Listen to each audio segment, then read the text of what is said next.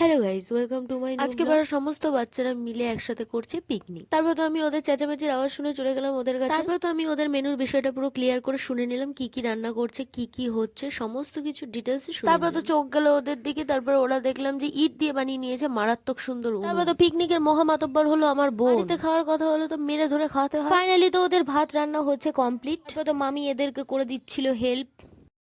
এর বিষয়টা দেখে দিচ্ছে।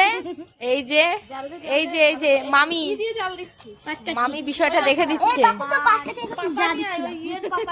এরা পাচ্ছে না দেখে তারপরে মানে এদের মুখের দিকে তাকিয়ে এইটুকু একটু সাহায্যের হাত বাড়িয়ে দিল। বেটে রেখেছে গাইস, দেখতে থাকো, রান্না হয়ে গেলে পরে দেখাবো।